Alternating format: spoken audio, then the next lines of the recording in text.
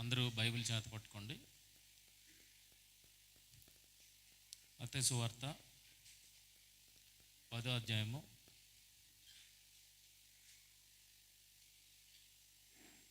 16వ వచనం.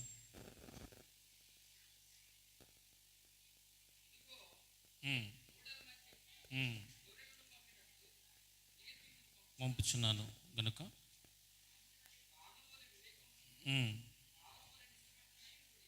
ఓకేనండి, చాలండి. ఇక్కడ 10:16లో ఇదిగో తోడేళ్ల మధ్యకు గొర్రెలను పంపినట్టు నేను మిమ్మల్ని పంపుచున్నాను అని మత్తయి సువార్తలో మనకు కనబడుతుంది. లూకా సువార్త 10వ అధ్యాయము 3వ వచనంలో చూడగలిగితే, మీరు వెళ్ళుడి, ఇదిగో తోడేళ్ల మధ్యకు గొర్రె పిల్లలను పంపినట్టు నేను మిమ్మను పంపుచున్నాను. 2 వచనాల్లో ఏమైనా వ్యత్యాసం కనబడిందా? ఆ సువార్తలో ఈ సువార్తలో ఇక్కడ ఉన్నోళ్ళు 2 వచనాలు పక్క పక్కన పెట్టి చదవండి. వ్యత్యాసం ఏమైనా గుర్తించారా?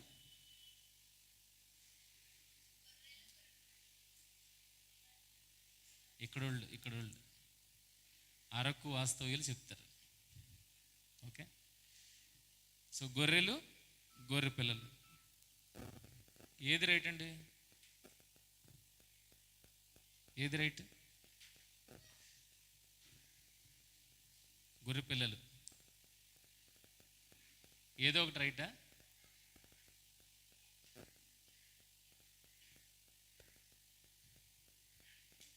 అది ఇలాంటి ప్రశ్నలు మనకి చదువుతూ ఉన్నప్పుడు రావాలి, తలెత్తుతాయి కూడా, నిజంగా ఇంట్రెస్ట్గా చదివితే కనుక. మరి వీటిని ఇలా వచ్చినప్పుడు వివాదంగా ఉన్నాయి కదా, వివాదాస్పదంగా ఉన్నాయి కదా. మరి వివాదాస్పదాన్ని తేల్చుకోవాలా వద్దా? లేదా అలాగే కంటిన్యూ అయిపోయి చదివేద్దాం? మనం కంటిన్యూ అయిపోయి చదివేస్తాం నమ్మకంతో. కానీ ఎదుటివాడు మనల్ని అడిగినప్పుడు మనం ఏం చేస్తాం? అప్పుడు మనం నమ్మకం చదివిస్తాం, నువ్వు కూడా నమ్మకం చదువు అని అంటావా? ఏం చేయాలి? వివరణ ఇవ్వాలి. ఏమని వివరణ ఇస్తారు? ఒక సువార్తికుడు రైట్, ఒక సువార్తికుడు తప్పు అని ఇస్తారా? అప్పుడు మీకే బైబిల్ బేస్ లేదు, ఒక్కళ్ళకి ఏం చెప్తాం? గనక మన దేని మీద నిలబడాలంటే బైబిల్ అనేది ఖచ్చితం అనే మాట మీద నిలబడాలి. మన స్టాండ్ దాని మీదే, ఇందులో మార్పు లేదు, మనం మార్చడానికి కూడా లేదు. మనం ఏం చేయాలి? ఇప్పుడు మన ఆలోచన విధానాన్ని మార్చాలి. ఇక్కడ ఎందుకు గొర్రె పిల్లలు అన్నాడు, అక్కడ ఎందుకు గొర్రెలు అన్నాడు? ఫస్ట్ క్వశ్చన్ వస్తే తర్వాత సమాధానం కోసం వెతుకులాట స్టార్ట్ అవుతుంది. ప్రశ్న రాలేదనుకోండి, వెతుకులాటే ఉండదు. అప్పుడు ఏం చేసేస్తాం? ఈయన రైట్, ఈయన తప్పు, ఈయన సరిగ్గా రాయలేదు. మత్తయి సువార్త ఏదైతే ఉందో మత్తయి గారు రాశారు. మత్తయి గారు ఎవరు? యేసుతో పాటు ట్రావెల్ చేసిన వ్యక్తి, ప్రయాణం చేసిన వ్యక్తి. సో ఆయన దగ్గరుండి అన్నింటినీ చూశాడు. ఆయనే శిష్యుడు కనుక ఇప్పుడు గొర్రెలను పంపించాడా, గొర్రె పిల్లలను పంపించాడా ఆయన చెప్తాడు కరెక్ట్గా చెప్పాలంటే, కదండి. మరి లూకా గారిని చూస్తే, లూకా గారు ఏంటి? ఆయన అపోస్తులు లేడు, ఆయన ఒక చరిత్రకారుడు, వైద్యుడు. అపోస్తులు వచ్చేసిన తర్వాత ఆయన అపోస్తులు లేని పౌలతో ట్రావెల్ చేసినగా మనకు కనబడుతున్నాడు కదా. ఇక ఆయన యేసుక్రీస్తు వారితో లేడు, కానీ ఎలా రాస్తున్నాడు? చరిత్రకారుడుగా విషయాలను అవగాహన చేసుకుంటూ, అంటే ప్రతి ఒక్కరిని అడిగి తెలుసుకుంటూ ఏది వాస్తవమో అది పరిశుద్ధాత్మ ప్రేరణ ద్వారా రాస్తున్నాడు. ఇప్పుడు అది తప్పు కాదు, ఇది తప్పు కాదు. మరి రెండు తప్పు కానప్పుడు రెండిట్లో ఈ వ్యత్యాసాన్ని ఎలాగ మనం విడగొట్టాలి? చిన్నది, చాలా చిన్నది, చూడండి, చాలా చిన్నది. కనుక సువార్తల్లో ఎక్కడ ప్రాబ్లం లేదు. ఆయన అనుభవంతోనే రాశాడు, ఈయన అనుభవంతోనే రాశాడు. మరి గొర్రె పిల్లలు అని ఎందుకు అన్నాడు, గొర్రెలు అని ఎందుకు అన్నాడు? ఇది అర్థం కావాలంటే మొదట వచనం మీద నించోకూడదు. మనం బైబిల్ చదివినప్పుడు ఎలా చదవాలంటే వచనానికి పైన, వచనానికి కిందన. ఇంకా అర్థం కాలేదనుకోండి, ఆ అధ్యాయం పూర్తిగా చదవాలి. ఇంకా అర్థం కాలేదనుకోండి, ఆ అధ్యాయం పై అధ్యాయం చదవాలి, ఆ అధ్యాయం కింద అధ్యాయము చదవాలి. ఇందాకలా టీవీ ఎపిసోడ్స్ కోసం మనం మాట్లాడుకున్నాం కదా. ఈరోజు ఎపిసోడ్ ప్రసారం అవుతుంది. ప్రసారం అవుతుంటే అక్కడ నుండి స్టార్ట్ చేసి చూసేసుకుంటారా? వాళ్ళే రీక్యాప్ ఇస్తున్నారా? ఓకే. నాకు ఏం జరిగిందో వాళ్ళే ఇస్తున్నారు. కానీ మనం స్టార్ట్ చేస్తాం అనుకోండి సీరియల్ని, అప్పుడు నెక్స్ట్ లాస్ట్ వీక్ ఏం జరిగి ఉంటుంది, దాని కంటిన్యూషనే కదా ఇది అని వెనక్కి వెళ్తారా లేదా? వెనక్కి వెళ్తారా? మరలా ఎండింగ్లోకి వచ్చినప్పటికి ఏమవుతుంది, నెక్స్ట్ ఏమవుతుందో మీరు కూడా ఊహించుకుంటారు కదా, అవునా? కొనసాగింపు అంటే ఇది ఈ ఎపిసోడు పై దానితోనే సంబంధం ఉంది, కింద దానితోనే సంబంధం ఉంది కదా. అలాగే బైబిల్లో వచనం కూడా పై దానితోనే రిలేషన్ ఉంది, కింద దానితోనే రిలేషన్ ఉంది. రిలేషన్ ఉందని ఎలా ఎస్టాబ్లిష్ చేస్తాం అనేది చూడగలిగితే ఇక్కడికి వద్దాం. మత్తయి సువార్త 20వ అధ్యాయము 1వ వచనం చూడండి. యాలి అనగా పరలోక రాజ్యము ఒక ఇంటి యజమాని పోలి ఉన్నది. మనం ఎప్పుడైనా బైబిల్ చదువుతున్నప్పుడు అధ్యాయులుగానే స్టార్ట్ చేస్తాం కదా. ఇప్పుడు ఇక్కడే స్టార్ట్ అయిందా? ఇది అధ్యాయం ఇక్కడే స్టార్ట్ అయిందా? యాలే అనగా ఎవరైనా స్టార్ట్ చేస్తారా? యాలే అనగా అంటే దేనికో వివరణ ఇస్తున్నట్టుగా ఉంది. యాలే అనగా అంటే ఈ అధ్యాయము చదవాలి, అర్థం చేసుకోవాలంటే పైకి వెళ్ళాలి. సో 19వ అధ్యాయము 30వ వచనం చూడండి ఏముందో. మొదటి వారు అనేకులు కడపటి వారు అగుదురు, కడపటి వారు అనేకులు మొదటి వారు అగుదురు. ఇది ఎలా అని ప్రశ్నించాడు. ఇది ఎలా అని ప్రశ్నించాడు. మొదటి వారు కడపటి వారు అవడం ఏంటి, కడపటి వారు మొదటి వారు అవడం ఏంటి, ఇది ఎలా అన్నప్పుడు అది ఎలాగనగా స్టార్ట్ అర్థమవుతుందా? చదువుతున్న సంభాషణ అర్థమవుతుందా? అది ఎలాగనగా కిందన ఏం చెప్తున్నాడు, ఒక ఉపమానం చెప్పాడు. ఈ ఉపమానం క్లోజింగ్ చూడండి, 16వ వచనము. ఈ ప్రకారమే కడపటి వారు మొదటి వారు అగుదురు, మొదటి వారు కడపటి వారు. క్లోజింగ్ ఎక్కడ స్టార్ట్ అయింది? విషయం ఎక్కడ స్టార్ట్ అయింది? ముందు విషయం ఎక్కడ స్టార్ట్ అయింది? 19వ అధ్యాయంలో విషయం స్టార్ట్ అయింది. 20వ అధ్యాయంలో విషయానికి వివరణ ఇస్తున్నారు. ఆ సందర్భం ఎక్కడితో ఎండ్ అయింది? 16కి ఎండ్ అయింది. అనక ముందు వెనక చదవాలా వద్దా? చదవాలా? లేదు చదవము, మేము ఎక్కడ నించుండిపోతామంటే మనం ఏం ప్రూవ్ చేస్తాం? ఎదుటోళ్ళకి బైబిల్ తప్పని ప్రూవ్ చేస్తాం. అర్థమైందా? ఇప్పుడు మరి మనం వచ్చేద్దాం మన టాపిక్. గొర్రెలు, గొర్రె పిల్లలు, ఎవరిది రైట్? ఎవరిది రైట్? ఒక్కసారి ఆలోచించగలుగుతారేమన్నా? కొద్దిగా ఇప్పుడు నేను చెప్పాను కదా ఒక ఎగ్జాంపుల్, పైన కింద చదివి. అలా పైన కింద చదివితే మీకు ఏమైనా అర్థమవుతుందా? చూడండి.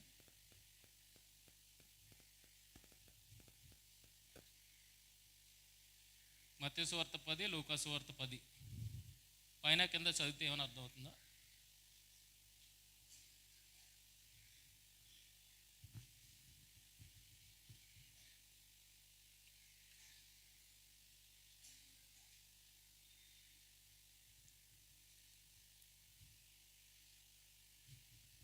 మీరు ముందుకు వెళ్ళిపోతుందండి. అదే అధ్యాయంలో వచనానికి పైన వచనానికి కిందన లేదా అధ్యాయం ప్రారంభంలో మీకు ఏమైనా అనిపించిందా?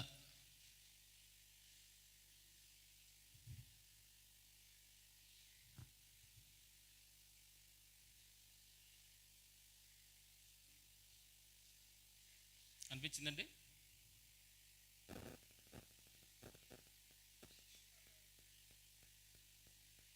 శిష్యులతోనే చెప్తున్నాడు. యేసుక్రీస్తు శిష్యులను పంపుతూ చెప్తున్న మాట ఇది. సందర్భం ఒకటే. అయితే తోడేళ్ల మధ్యకు గొర్రెల వల్ల పంపుతున్నాను, ఇంకో దాంట్లో తోడేళ్ల మధ్యకు గొర్రె పిల్లలను పంపినట్టు పంపుతున్నాను అన్నాడు. గొర్రెలు పెద్దవి, గొర్రె పిల్లలు చిన్నవి. శిష్యులతోనే అంటున్నాడు, శిష్యులను పంపుతూనే అంటున్నాడు. శిష్యులు బహువచనం కదా, ఒక శిష్యునికి పంపలేదు కదా, శిష్యులను పంపాడు. ఏమైనా వచ్చిందా? ఎవరైనా వెనకతలు ఉన్నోళ్ళైనా, వెనక ఉన్నోళ్ళైనా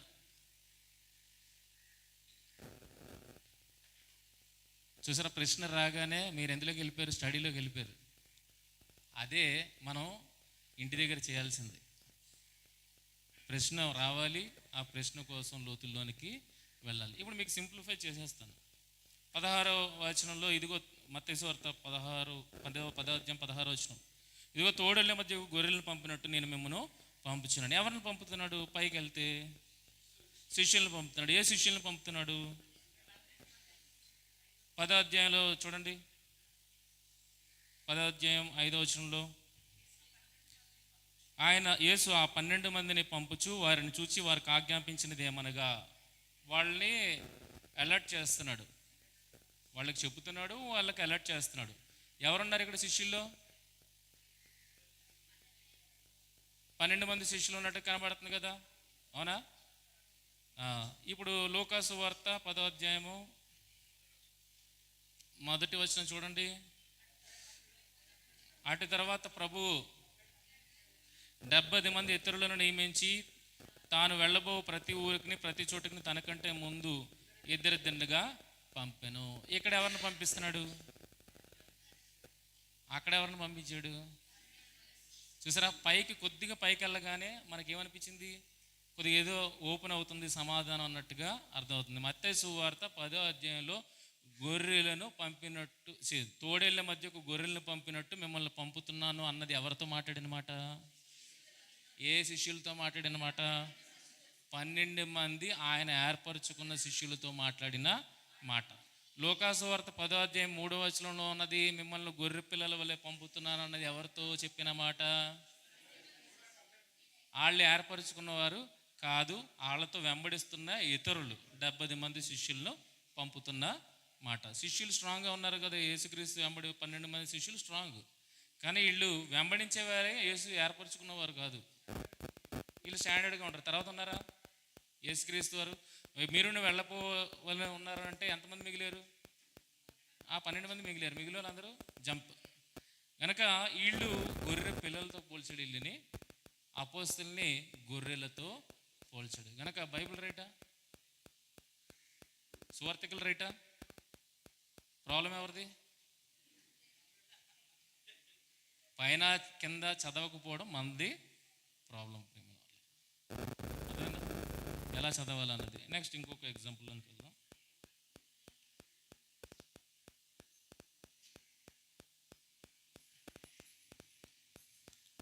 యోబు గ్రంథము 37వ అధ్యాయము 7వ వచనం.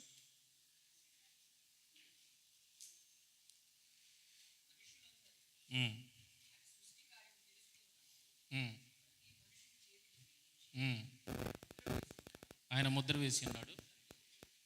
చాలండి, ఆయన ముద్ర వేసి ఉన్నాడు. మనుషులందరూ ఆయన సృష్టి కార్యక్రమమును తెలుసుకున్నట్లు ప్రతి మనిషిని చేతిని బిగించి ఆయన ముద్ర వేసి ఉన్నాడు. ఏంటి ఆ ముద్ర? ఏంట ముద్ర? చెప్పండి, పర్లేదు.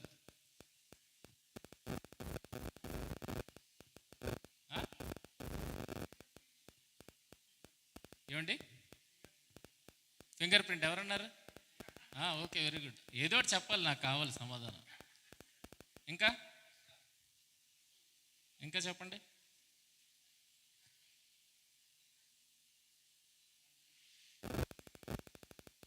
చెప్పండి.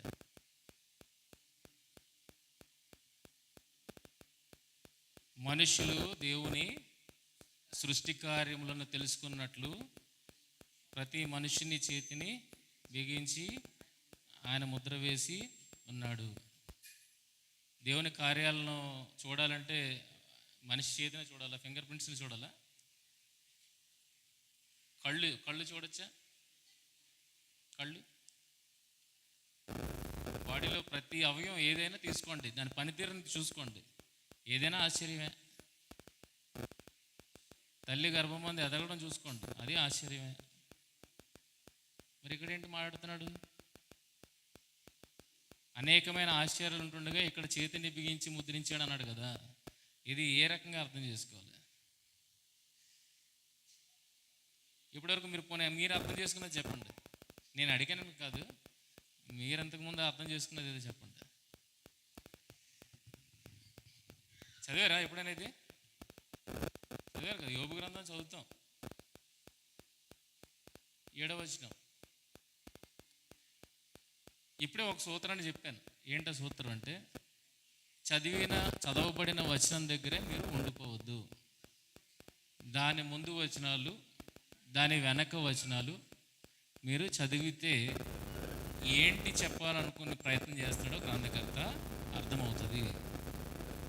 ఎంత ముందుకెళ్ళాలి? ముందుకెళ్ళాలంటే ఈ సందర్భం అర్థమైనంత ముందుకి మీరు వెళ్ళాలి.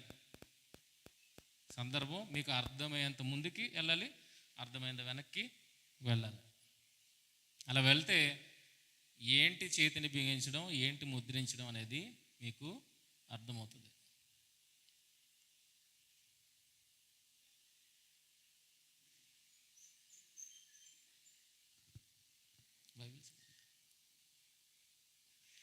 బైబిల్ చూడండి అంటున్నాను.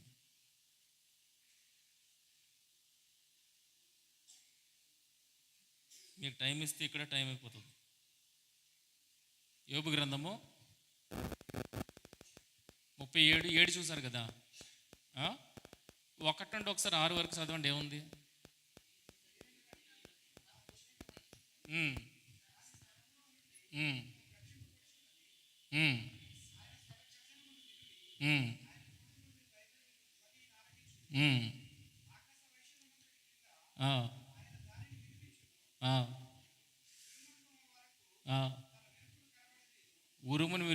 ఉరుమును ఉరిమిస్తాడు, మెరుపును మెరిపిస్తాడు.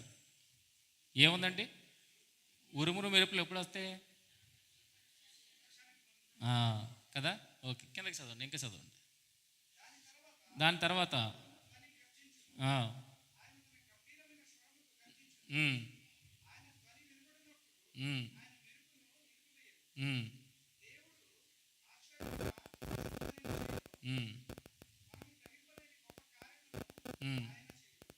మనం గ్రహింపలేని గొప్ప కార్యములను ఆయన చేయను. ఎప్పుడట?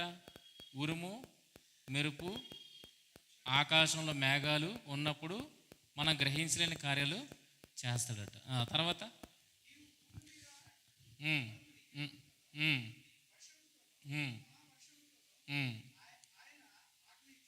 దేంతో ఆజ్ఞయిస్తున్నాడు? మహావర్షముతో. మహావర్షం అంటే ఏమనుకున్నారు? ఆకాశ మేఘాలు ఊడి పడిపోయి అంటారు కదా. మామూలు వర్షం వేరు, న్యాచురల్ వర్షం వేరు. క్లౌడ్ బర్స్ట్ అంటారు. అంటే ఆకాశాలు తెగి పడిపోవడం, అంటే కుండపోత వర్షం. మన భాషలో కుండపోత వర్షం. మామూలు వర్షం, మహా వర్షం. వాటికి ఏం చెప్తాడట? ఇప్పుడు అంతా రిలేట్ చేసుకుంటే ఒకటి మెరుపు విన్నాము, ఉరుము విన్నాము, మేఘాలు విన్నాము, వర్షము, మహావర్షము. దేనికోసం మాట్లాడుతున్నాడు ఇక్కడ? దేనికోసం మాట్లాడుతున్నాడు? వాతావరణ శాఖ దేనికోసం మాట్లాడుతుంది? వాతావరణ శాఖ ఎండ ఉంటే మాట్లాడదు, ఏమని? మేఘం ఉంటే ఖచ్చితంగా మాట్లాడుతుంది, వర్షాలు పడతాయని కదా. మరి ఈరోజు కూడా అలాగే అనౌన్స్ చేసింది కదా, చాలా అధికమైన వర్షాలు ఉంటాయని కదా. ఇప్పుడు 6వ వచనం వరకు మీకు ఏమర్థమైంది? దేవుడు వర్షం కోసం మాట్లాడుతున్నాడు, వర్షం కోసం మాట్లాడుతున్నాడు. ఇప్పుడు 8, 6, 7 అయిపోయింది కదా. 8 చూడండి ఏముందో. జంతువులు వసించును. ఇప్పుడు పైన 7వ వచనానికి కింద 8వ వచనానికి ఏమైనా సంబంధం ఉందా? 7వ వచనం దగ్గర ఆగిపోతే మన ఆలోచన ఎక్కడ ఆగిపోయింది? చేతిని ముద్రించడానికి వేలు ముద్రలు అనుకున్నాం కదా. కానీ 8వ వచనంకి వెళ్ళినప్పటికీ ఏముంది? జంతువులు వాటి నివసించును. వర్షం పడినప్పుడు ఏం చేస్తాయి? వర్షం వచ్చినప్పుడు ఏం చేస్తాయి? మనుషులు ఎలాగైతే ఒక నీడ కిందకి వెళ్ళిపోతారో జంతువులు కూడా వాటి నీడకి వెళ్ళిపోతాయి, బిలముల్లోనికి, గుహల్లోనికి వెళ్ళిపోతాయి. అంటే ఏం పడుతుందని అర్థమవుతుంది? వర్షం పడుతుందని అర్థమవుతుంది. వర్షం పడుతుందన్న మధ్యలో చేతికి ముద్ర వేసేయడం అంటే ఏం అర్థం చేసుకోవాలి దాన్ని? ఏ వచ్చారు. ఇప్పుడు 36వ అధ్యాయం లాస్ట్ నుండి కూడా చదవండి. కంటిన్యూషన్ ఉంటుంది ఇదంతా. అందుకే మనం అధ్యాయాలుగా ఎప్పుడు బైబిల్ని చదవకూడదు, కంటిన్యూషన్ ఉన్నట్టుగా చదవాలి. మిస్ అయిపోయాడు సీరియల్ని ఎప్పటి నుండి చూస్తాడు? ఎప్పుడు మిస్ అయ్యాడు అప్పటి నుండి చూసుకొని వస్తాడు కదా అన్ని ఎపిసోడ్లు. అంటే కనెక్ట్ అవ్వాలి దీనికి. మరి ఈ వచనం అర్థం కావాలంటే మరి పాతదానికి వెళ్ళరా, పై నుండి కనెక్ట్ చేసుకొని రావాలి. ఇప్పుడు 36 లాస్ట్ 4 వచనాల్లో చూడండి ఏముందో. 26 నుండి ఆలోచించుము, దేవుడు మహోన్నతుడు, మౌనము ఆయనను ఎరుగము, ఆయన సంవత్సరముల సంఖ్య మితిలేనిది, ఆయన ఉదక బిందువులు అంటే నీటి బిందువులను పైనుండి కురిపించును, మంచుతో కూడిన వర్షం వలె అవి పడును, మేఘములు వాటిని కుమ్మరించును, మనుషుల మీదకి అవి సమృద్ధిగా దిగును, మేఘములు వ్యాపించే విధమును, ఆయన మందిరంలో నుండి ఉరుములు వచ్చే విధమును ఎవడైనా గ్రహింపజాలునా? ఓకే. ఆయన తన చుట్టూ తన మెరుపును వ్యాపింపజేసి ఉన్నాడు, సముద్ర అడుగు భాగమును ఆయన కప్పును. వీటి వలన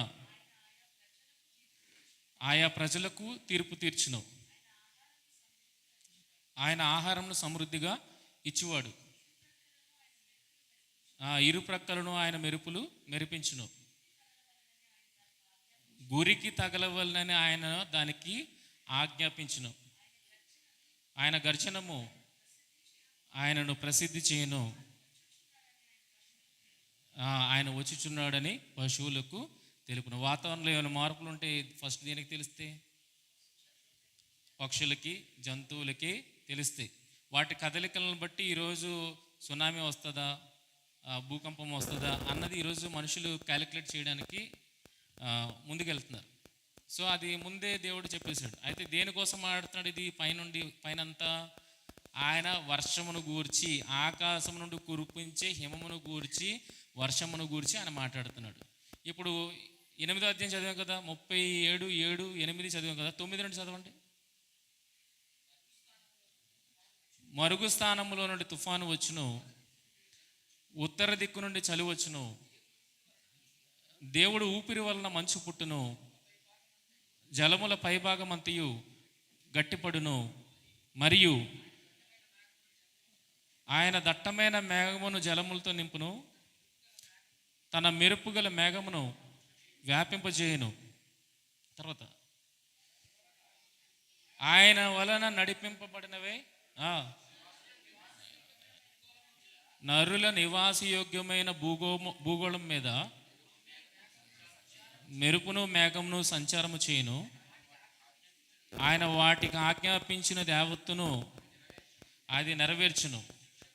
శిక్ష కొరకే కానీ, భూలోకము కొరకే కానీ, కృప చేపుటకే కానీ ఆయన ఆజ్ఞాపించిన దానిని అవి నెరవేర్చును. ఇప్పుడు 36లోని లాస్ట్ వచనం ఒకసారి చదవండి. గురికి తగలం వలనని ఆయన ఉన్నది చూసారా? 32. ఇంకొకటి ఉంటుంది, మనుషులకు తీర్పు తీర్చవలన ఏదో ఉన్నది చూసారా?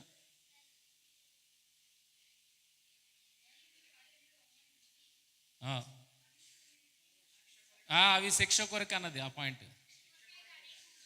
శిక్ష కొరకే కానీ, భూలోకము కొరకే కానీ. అది అక్కడ అన్నది 30 కాదు, నేను 36లో చదువుతున్నాను. 36లో గురికి తగలం వల్లనే ఆయన అన్నది కదా, మనుషులకు తీర్పు తీర్చవలన్న మాట కూడా ఉంటుంది చూడండి. 24, 31, 31 చదవమ్మా. వీటి వలన ఆయన ఆయా మనుషులకు తీర్పు తీర్చును,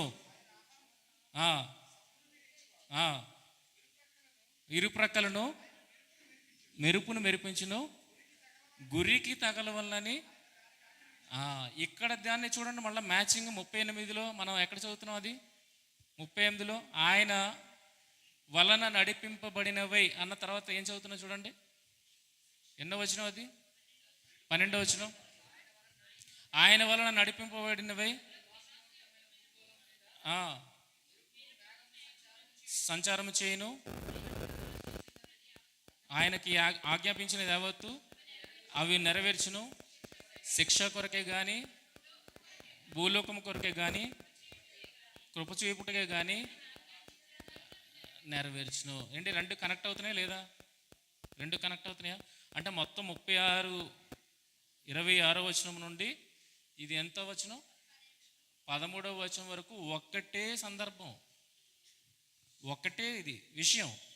ఆ ఒక్కటే విషయంలో మనం 7వ వచనం దగ్గరికి వచ్చి అక్కడ ఆగిపోయాం, పైన కింద చదవకుండా అక్కడ ఆగిపోయాం. ఇప్పుడు వచనాన్ని పట్టుకుంటే అర్థం వేరేలా ఉంటుంది, సందర్భాన్ని పట్టుకుంటే అర్థం వేరేలా ఉంటుంది. అర్థమైందా? ఇప్పుడు విషయం ఏంటి? వర్షం కోసం మాట్లాడుతున్నాడు. ఆ వర్షాన్ని దేవుడు ఎలా పంపిస్తాడట? ఒకరికి కృప చూపడానికి పంపిస్తాడట, ఇంకొకరికి శిక్ష విధించడానికి పంపిస్తాడట, గురి చూసినట్టుగా పంపిస్తాడట. పిడుగు ఎక్కడ పడుతుందండి? ఎందుకు ఆయన మీదే పడింది? ఎందుకు అక్కడే పడింది? అది గురి చూసి కొట్టాడు ఆయన, అది ఆయన ఆయుధం. అలాగేనా? వర్షం నార్మల్గా పడుతుంది మన దగ్గర, ఇంకొకరి దగ్గర ఎలా పడుతుంది? కుండపోతుగా. మనం చూశారు కదా ఉత్తరాఖండ్లో మొత్తం అడవంతా ఆ లేయర్ అంతా కిందకు వచ్చేసింది. అవన్నీ ఆశ్చర్యకారాలు కావా? మనం అనుకుంటాం, అవన్నీ ఊహిస్తామా? ఊరు తుడుచుకుపోయింది. ఇలాంటి సమయాల్లో ఇప్పుడు 7వ వచనంలో ఏముంది చూడండి, ఇలాంటి సమయాల్లో మనుషులందరూ ఆయన సృష్టి కార్యమును తెలుసుకున్నట్లు ప్రతి మనుషుని చేతిని బిగించి ముద్ర వేసి ఉన్నాడు. వేలి ముద్రలు అంటే 2 చేతులకు ఉన్నాయి, ఒక చేతికి ఉందా? 2 చేతులకు ఉన్నాయా? అక్కడ ఎన్ని చేతులు ఉన్నాయి చూసారా? మనం చదివినప్పుడు కూడా అంత చక్కగా చదవాలి. చేతులు అన్నాడా, చేతిని అన్నాడా? వేలి ముద్రలు ఎక్కడ ఉన్నాయి? అరచేతిలో ఉన్నాయి. చెయ్యి అన్నాడా, అరచెయ్యి అన్నాడా? అరచెయ్యి అనలేదు కదండి, చేతులు అనలేదు, అరచెయ్యి అనలేదు, చేతిని అన్నాడు. వర్షం పడినప్పుడు మీరేం చేసుకోగలుగుతారండి? ఈరోజు మీటింగ్ ఏర్పాటు చేసాం, కుండపోత వర్షం కురిసింది అనుకోండి, ఇక్కడ మేమందరం వచ్చేస్తాం. ఏం చేయాలి? వచ్చేవారి కోసం చేతులు కట్టుకొని చూడాలి, అంతే కదండి. మీరు వస్తారా రారా? మేము చేతులు కట్టి చూడడం తప్పితే మిమ్మల్ని రప్పించలేం కదా మేము. కానీ వచ్చారు అంటే ఇక్కడ దేవుని కృప. వర్షం పడుతుందని అనౌన్స్ చేశాడు, కానీ వర్షం ఇక్కడ పడలేదు. మీరు వచ్చి చాలాసేపు కూర్చున్న తర్వాత చిన్న చిన్న చినుకులు స్టార్ట్ అయ్యి గనక ఇటువంటి వర్షాకాలంలో దేవుడు వర్షం కురిపిస్తున్నప్పుడు అది టార్గెట్ కోసం కురిపిస్తున్నాడు, కృప కోసం కూడా కురిపిస్తున్నాడు అన్నప్పుడు ఇలాంటి సమయాల్లో మీరు ఏం చేయగలుగుతారు? చెయ్యి కట్టుకొని ఇంట్లో చిన్న చితక పనులు చేసుకోవచ్చేమో, కానీ బలమైన కార్యాలు బయటికి వెళ్ళి మీరు ఏమైనా చేయగలుగుతారా? ఏదైనా ఆపగలుగుతారా? మిమ్మల్ని రప్పించడే మా వల్ల కాదు వర్షం పడితే. అలాంటిది ఏ కార్యం మనకు సాధ్యం అవుతుంది? కనుక 2 చేతులు అనలేదు, చేతులు కట్టేసి అనలేదు. చేసుకుంటారు పనులు, గొడుగు పట్టుకుంటారు మీరు ఒక చేతితో, కానీ 2 చేతులు కలిపి ఏమీ చేయలేరు, చూడడం మట్టుకే. అందుకే కిందన ఏమన్నాయి? పశువులు ఎక్కడికి వెళ్ళిపోతాయట, జంతువులు వాటి బిలముల్లోనికి వెళ్ళిపోతాయి. అంటే పై వచనం ఏంటి దాని అర్థం? పై వచనం మనిషి కూడా ఇంట్లో కూర్చొని చేతులు కట్టుకొని దేవుడి కార్యాలను చూడడమే తప్పితే ఓ జంతువులాగా చేయగలిగింది ఏమీ లేదు అన్నది దాని అర్థం. అంటే చెయ్యి కట్టేశాడు. ముద్రించాడు అంటే ఫింగర్ ప్రింట్స్ కాదండి, చెయ్యి కట్టేశాడు. సందర్భాన్ని చదివితే మీనింగ్ మారుతుంది. ఏ పని చేయకుండా అవును ఏమైనా చేయగలుగుతామా మనం? వర్షంలో ఏమి చేయలేం. ఎండలోనే మనిషి పైకి వెళ్తాడేమో, కానీ వర్షంలో ఎక్కడికి వెళ్ళలేడు. కనుక చేతిని కట్టేసి నిన్ను కూర్చోబెట్టాడు, నేను చేస్తున్న కార్యాన్ని చూడరా అని. చూడడం తప్పితే చేయగలిగింది ఏమీ లేదు ప్రియమైన వాళ్ళు. అందుకే చిన్న చిత్తగా పనులు చేసుకోవడానికి ఒక చేతిని ఫ్రీగా వదిలేడు, చేతులు అనలేదు, అందుకే చెయ్యిని అన్నాడు. అర్థమవుతుందా? ఇంకా చదివే దాంట్లో చూడండి, పర్టికులర్గా చెయ్యి అన్న దగ్గర చూడండి మనకి ఎన్ని ఆలోచనలు వచ్చి, అరచెయ్య, చెయ్య, చేతుల కదా. పైన కింద చదివితే సందర్భం ఏంటి? వర్షం కోసం జరుగుతుంది. దేవుడు రెండు టార్గెట్లని ఫుల్ఫిల్ చేయాలి వర్షం పడి. ఒకటి వ్యవసాయం బాగా పండాలని ఒకడికి కృప చూపించడానికి, ఇంకోటికి నాశనం అవ్వాలనేది ఇంకొకడికి. ఈ రెండు నెరవేరుతున్నాయా? ఈ రెండు దేవుడు ఒకే క్షణంలో ఒకే టైంలో రెండింటిని నెరవేరుస్తున్నాడు కదా. ఇది దాని అర్థం. 36 నుండి 37, 13 వరకు వెళ్ళినంత వరకు మనకి విషయము అర్థం కాలేదు కదండి. ఇప్పుడు విషయం అంతా ఒకటే సందర్భాన్ని గురించి మాట్లాడుతుంది, వర్షంను గురించి. ఆ వర్షంలో మనిషి చేయగలిగింది ఏది లేదు, చేతులు కట్టుకొని చూడడం మట్టుకే. 5వ వచనం.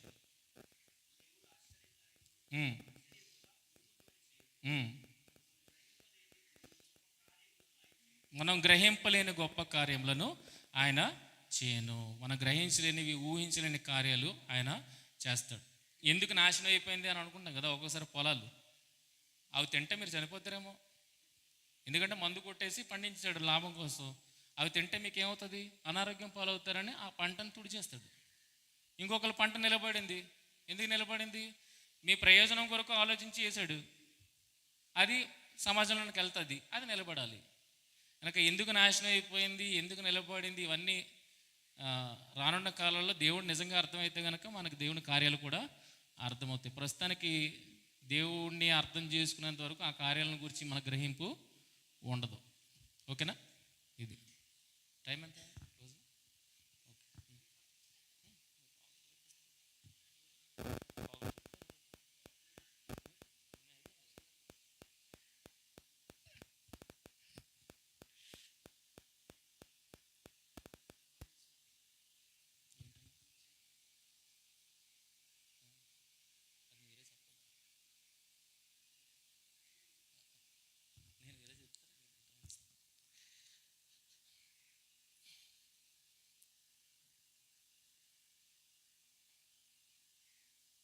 అపోస్తల కార్యములు 6వ అధ్యాయము 5వ వచనం. అపోస్తల కార్యములు 6వ అధ్యాయం 5వ వచనం. అందరూ బైబిల్ తీయండి. అందరూ బైబిల్ తీసి నేను చదివించిన ఆ వచనంలో 2 వచనాలు చదివిస్తాను.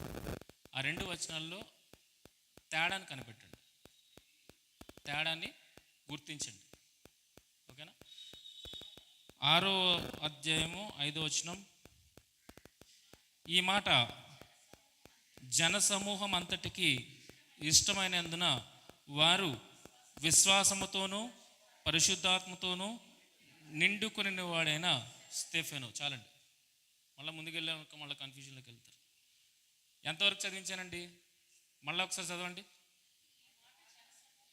ఈ మాట జనసమూహం అంతటికి ఇష్టమైనందున వారు విశ్వాసముతోనూ పరిశుద్ధాత్మతోనూ నిండుకొని వాడైన స్టెఫెను. ఓకేనా? ఇది చదివించాను. 11వ అధ్యాయం 24వ వచనం. 11వ అధ్యాయం 24వ వచనం. ఎక్కడ?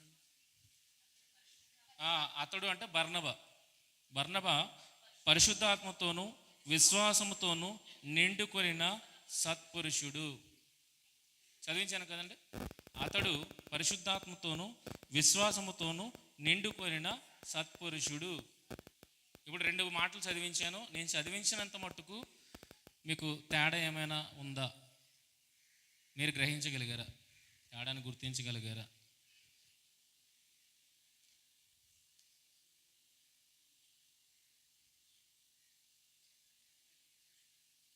మీరు ఏమనుకుంటున్నారో చెప్పండి ఓపెన్గా. ఇప్పుడు మీరు తప్పు అయిపోయింది అనేది సిగ్గుపడాల్సిన అవసరం లేదు, ఎందుకంటే నేను చాలా తప్పులు ఆలోచించే ఒక రైట్కి వచ్చాను. అమ్మా తమ్ముడు చెప్పమ్మా. Okay okay. తేడాన్ని గుర్తించాడు తమ్ముడు. ఏంటంటే 6వ అధ్యాయంలో విశ్వాసము పరిశుద్ధాత్మ, 11వ అధ్యాయంలో పరిశుద్ధాత్మ విశ్వాసం. ఇది తేడా. అది తమ్ముడు తేడా అంటున్నాడు. మీలో ఎవరికైనా తేడా అనిపించింది? అది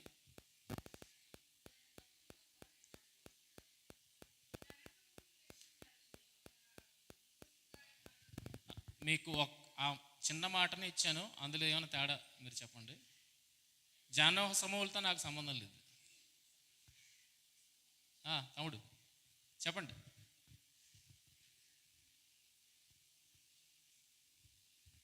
అది తేడాగా గమనించి, తేడాగా అసలు గుర్తించి వచ్చేదాన్ని.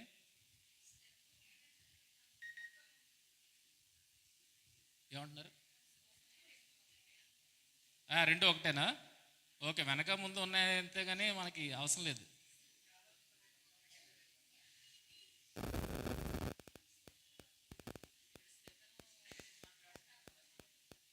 వ్యక్తులు నాకు తెలుసు. 6వ అధ్యాయంలో ఎవరి కోసం మాట్లాడుతున్నాడు అనేది స్టెఫెను గురించి, 11వ అధ్యాయంలో ఎవరి కోసం మాట్లాడుతున్నారంటే బర్నబాను గురించి.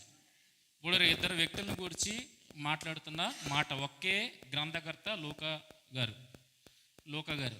ఓకేనా? ఇప్పుడు లూకా గారు రాస్తున్నారు. ఆయన 6వ అధ్యాయంలో ఒకలాగా రాశారు, 11వ అధ్యాయంలో ఒకలాగా రాశారు. దానికి అసలు ప్రాముఖ్యత ఇవ్వచ్చా? ఏంటది? మొదట విశ్వాసము పరిశుద్ధాత్మ, రెండోది పరిశుద్ధాత్మ విశ్వాసము. దానికి అంత ప్రాముఖ్యత ఉందా? ఉంటుందట. ఉన్నదా ప్రాముఖ్యత?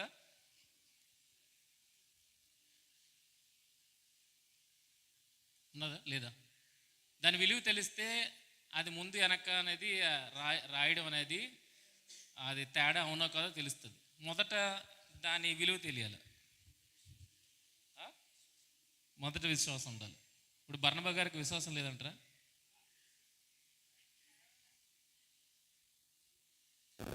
అయితే ఫస్ట్ మన రక్షణ ప్రొసీజర్ని ఆలోచించండి.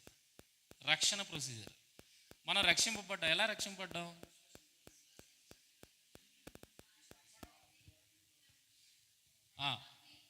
దేన్ని నమ్మారు?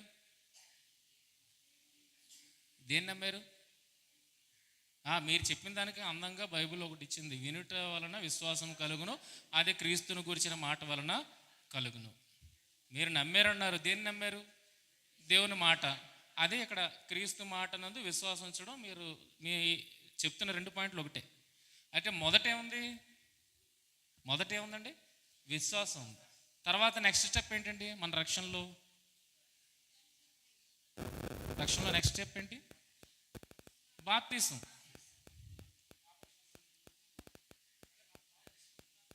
మారు మనసు మీరు పొందేశారు కనుక బాప్తిసం తీసుకుంటారు. బాప్తిసం అంటే బాప్తిసం అని మనం ఎలిమినేట్ తీసేద్దాం. విశ్వాసం తర్వాత నెక్స్ట్ ఏంటి? బాప్తిసం తర్వాత ఏం పొందుకుంటారు? పరిశుద్ధ ఆత్మ. అపోస్తుల కార్యములు 19వ అధ్యాయం 1వ వచనం చూడండి ఒకసారి. అపోస్తుల కార్యములు 19వ అధ్యాయం 1వ వచనం.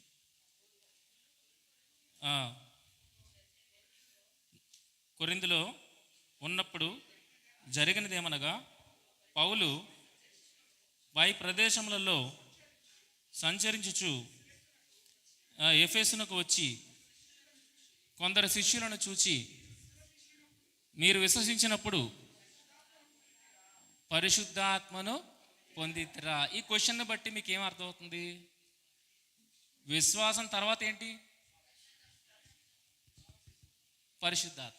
ఓకేనా? విశ్వాసం తర్వాత పరిశుద్ధాత్మ. మనందరం విశ్వసించిన తర్వాతే కదా పరిశుద్ధాత్మ పొందుకున్నాం. దేవుని వాగ్దానం కూడా అదే.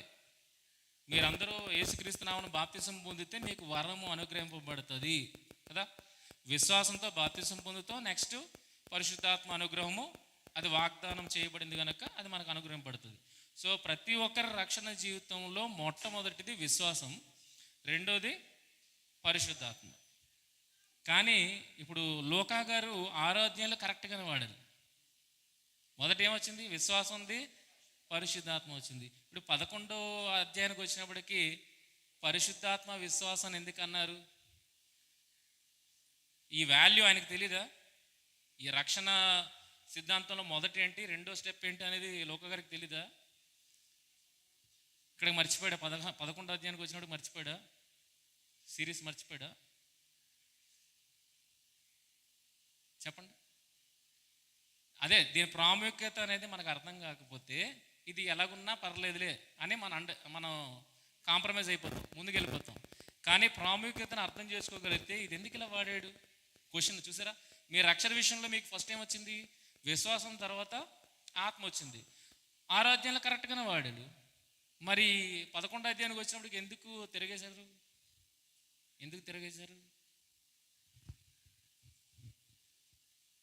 ఏదో జరుగుతుందా? ఇది మనం ఆలోచించాల్సింది. ఇప్పుడు చూడండి, ఆత్మను ఎందుకు ఇచ్చాడు అన్నది, ఆత్మ ద్వారా వచ్చేది ఏంటో అనేది చూడగలిగితే గలతీ పత్రిక 5వ అధ్యాయము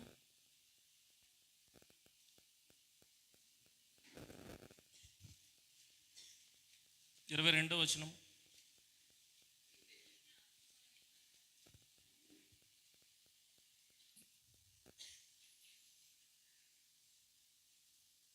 అయితే ఆత్మ ఫలం ఏమనగా ప్రేమ, సంతోషము, సమాధానము, దీర్ఘశాంతము, దయాళుత్వము, మంచితనము, విశ్వాసము, సాత్వికము, ఆశనగ్రం. ఎందుకు చదివేది?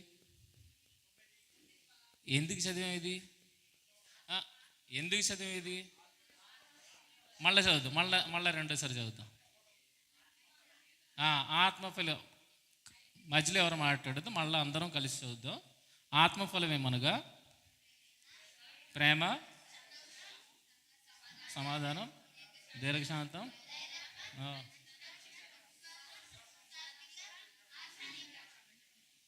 ఎందుకు చదివాం? రెండోసారి రిపీట్ చేసినప్పుడు కూడా ఎందుకు చదివారు?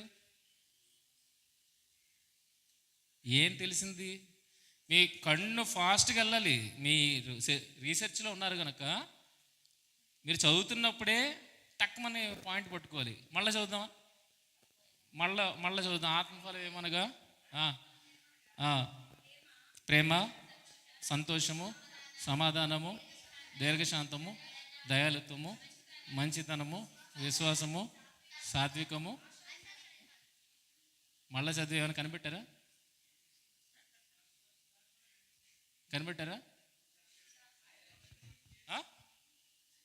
మన టాపిక్ ఏంటి?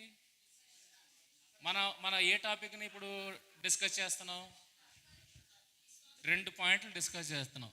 ఆత్మ, విశ్వాసము, పరిశుద్ధాత్మ, విశ్వాసము. ఇప్పుడు మనం చదువుతున్నప్పుడు మనం రెండింటికి కనెక్ట్ అవ్వాలి. ఆత్మఫలం ఏమన్నా ఫస్ట్ మనకి ఆత్మ వచ్చేసింది, నెక్స్ట్ ఇంకో పాయింట్ కనెక్ట్ అవ్వాలి మనకి. అది ఉందా లేదా చూడండి. ఉన్నదా? దేని తర్వాత ఏదొచ్చింది? ఇప్పుడు ఆత్మ తర్వాత మళ్ళీ ఏమొచ్చింది? విశ్వాసం వచ్చింది. ఇదేంటి? నెక్స్ట్ స్టెప్కి వెళ్తున్నారు. మీరు ఆత్మను పొందుకున్నారు, మీరు విశ్వాసం కలిగి ఉన్నారు, ఆత్మను పొందుకున్నారు. ఓకేనా? ఆ విశ్వాసం నెక్స్ట్ పనిచేయదు. అది ప్రారంభ విశ్వాసమే. ఎందుకంటే చిన్న వాక్యాన్ని తెలుసుకొని చిన్న విశ్వాసంతో మీరు యేసుక్రీస్తుని నమ్మి బాప్తిసం పొందారు. ఇప్పుడు ఆత్మ వచ్చిన తర్వాత మనకి ఏ విషయాలు అర్థమవుతాయి?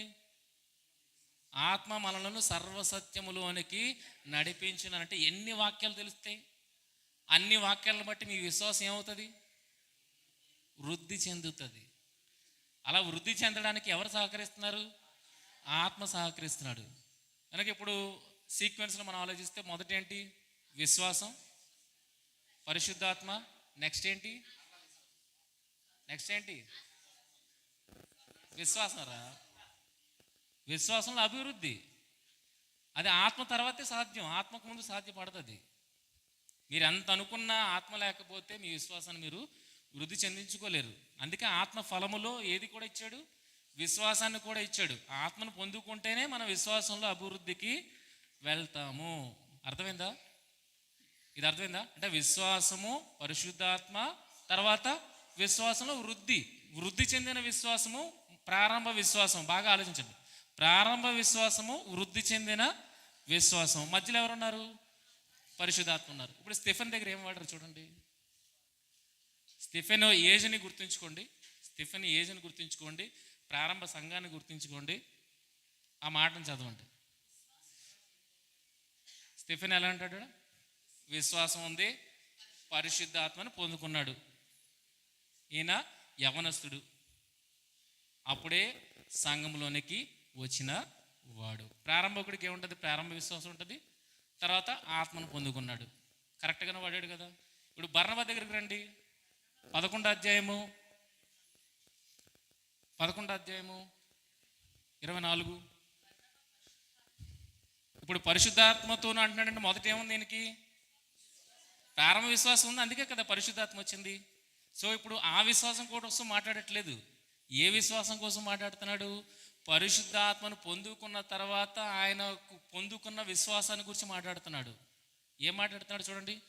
ఆయన పరిశుద్ధాత్మతోనూ విశ్వాసముతోనూ నిండుకొనిన సత్పురుషుడు, అంటే విశ్వాసంలో అభివృద్ధి చెందుతున్నాడు.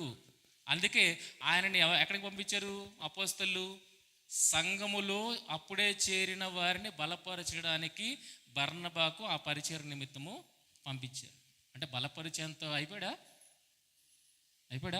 అంటే విశ్వాసంలో వృద్ధి చెందాడా? ఎవరిని వృద్ధి చెందిస్తున్నాడు? ప్రారంభ విశ్వాసంతో అప్పుడే లోపలికి వచ్చిన వారిని ఈయన వృద్ధి చెందిన విశ్వాసంతో వారిని బలపరుస్తున్నాడు. అంటే ఈయన సీనియర్ మోస్ట్.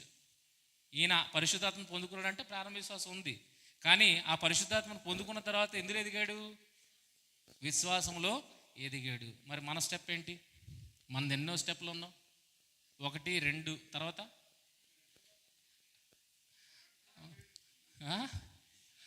1, 2, 3లోకి వెళ్ళామా?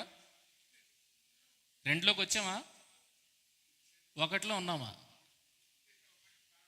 అర్థమవుతుందా? వాక్యం ఆ దాని విషయం యొక్క ప్రాధాన్యత మనకు అర్థమైతే ఎందుకు ఇలా వాడాడో దాన్ని బట్టి చాలా లోతైన విషయాన్ని మనము తెలుసుకోవచ్చు. బర్నబా సీనియర్, స్టెఫెన్ అప్పుడే వచ్చినవాడు, ఆత్మలో వృద్ధి చెందుతున్నవాడు. ఓకేనా? కనుక వ్యక్తుల పొజిషన్ని ఆలోచించాలి, తర్వాత వాడిన పదజాలాన్ని బట్టి ఆలోచించాలి. ఈయన సీనియర్ని కనుక వృద్ధి చెందిన విశ్వాసముతో ఆయన ముందుకు వెళ్తున్నాడు. స్టెఫెన్ అప్పుడే వచ్చి పరిశుద్ధాత్మలో ఎదుగుతున్నాడు. అర్థమైందా? వాళ్ళు బాగానే ఉంది, మంది ఎలా ఉందో చూసుకోవాలి ఒకసారి. ఓకేనా? కనుక ఈ 2 లోకా గారు రాశారు, 2 తప్పు రాయలేదు, వ్యక్తిని బట్టి రాశారు. అది స్టెఫెన్ జూనియరు, ఈయన సీనియరు.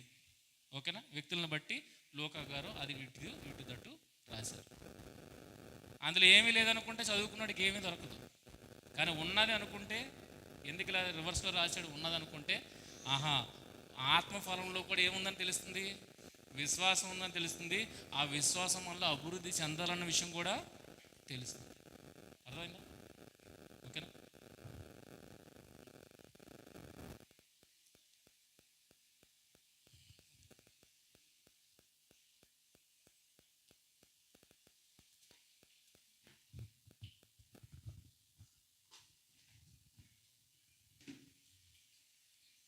చాలా సంతోషం.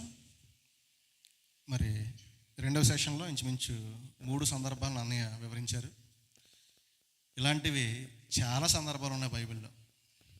ఎందుకంటే మేము నెక్స్ట్ జనరేషన్ మినిస్ట్రీస్లో యూత్ సమ్మిట్లో భాగంగా మేము కూడా ఈ వాక్య పరిచర్యలో మేము కొనసాగుతున్నాం. అందుని బట్టి మేము కూడా దేవునికి కృతజ్ఞాస్తుతులు చెల్లిస్తున్నాం. కాబట్టి ఇలాంటి కార్యక్రమం ఎక్కడ జరగడం చాలా సంతోషం.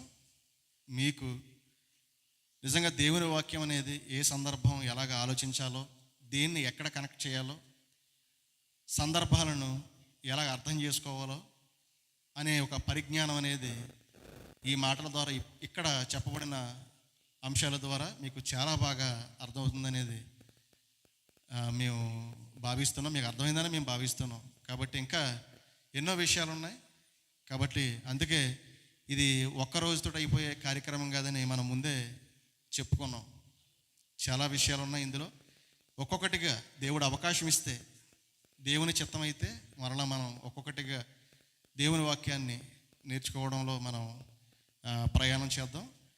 ఇప్పటివరకు మనతో వాక్యాన్ని పంచుకున్న సిహెచ్ సుధాకర్ గారికి, కాకినాడ వారికి కార్యక్రమం తరపున వందనములు తెలియజేసుకుంటూ ఈ ప్రాముఖ్యమైన సమయాన్ని సుల్లన్నయ్య గారికి అప్పగిందాం.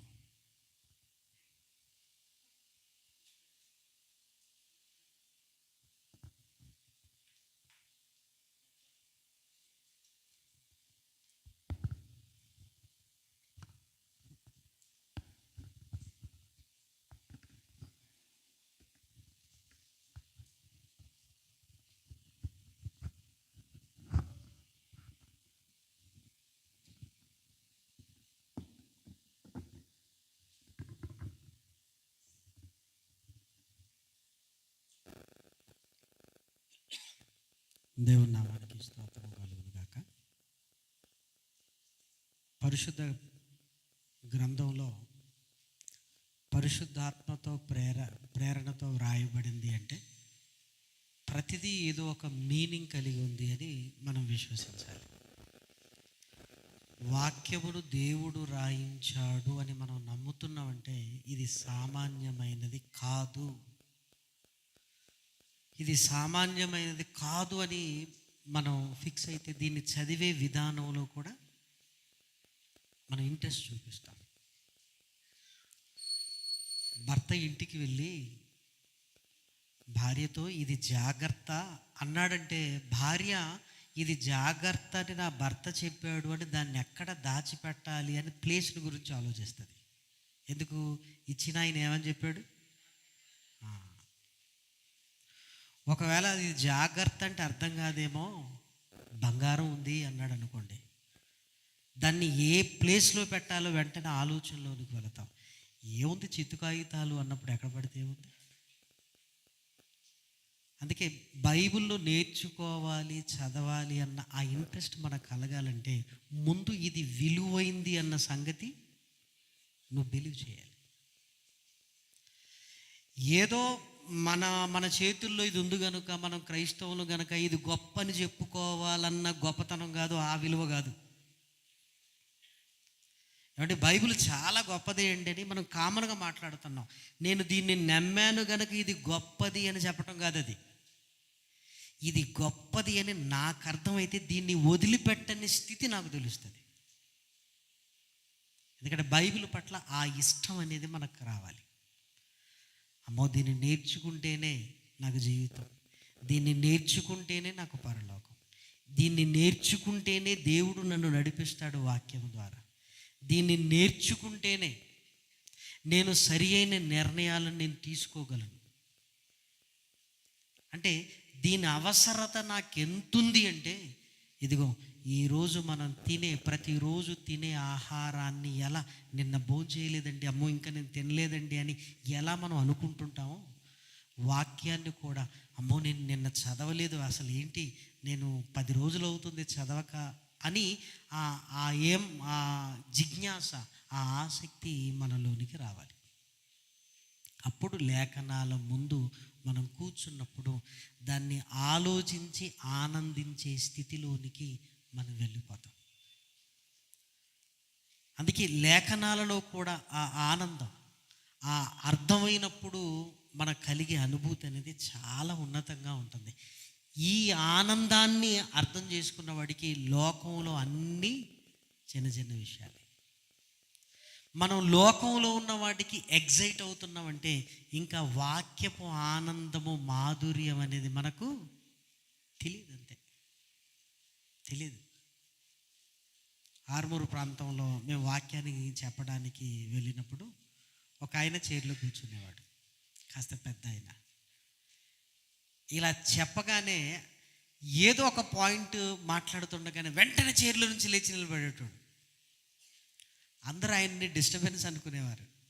కానీ ఆయన ఏంటంటే ఇప్పటి వరకు నాకు తెలిసిందని ఆనందంతో ఆయనకి ఏం చేయాలో అర్థం కాక కుర్చీలో నుంచి లేచేవాడు. అసలు నిజంగా పెద్ద ఆయన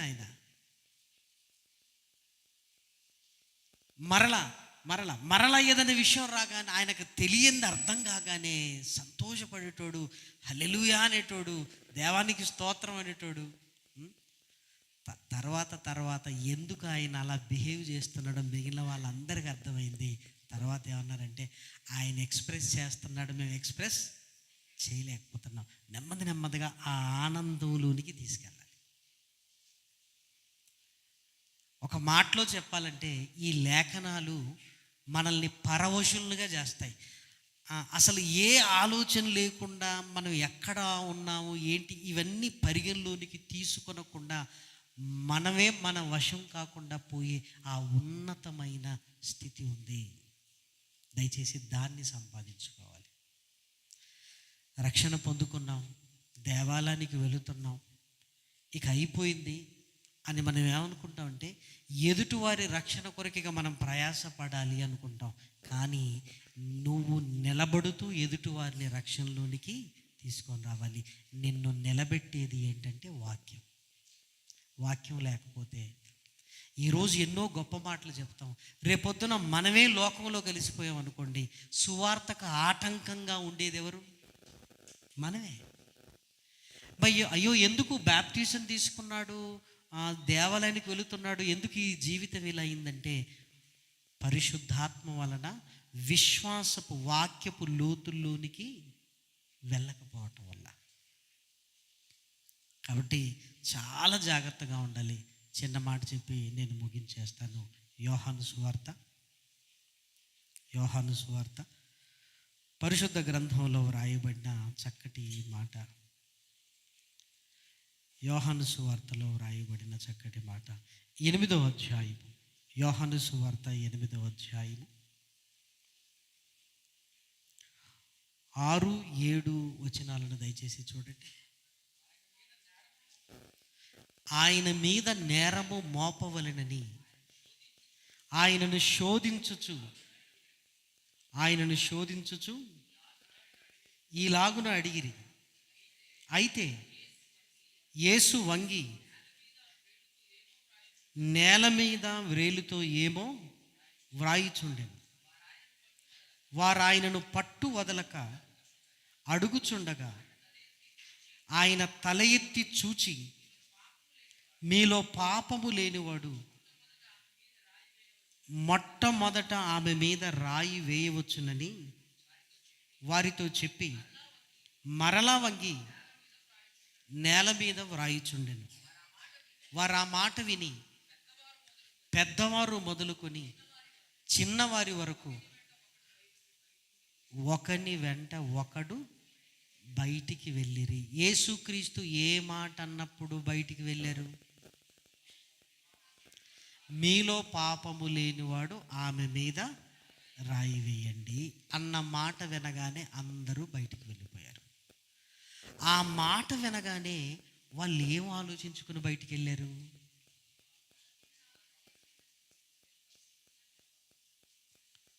కర్ణమేడు సినిమాలో చూసింది చెప్పకండి.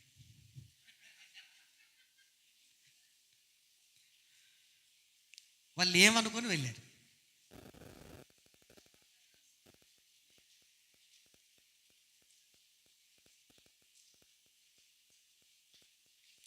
వచ్చే నెలలో మాట్లాడుకుందాం. ఇది హోంవర్క్ తీసుకుందాం.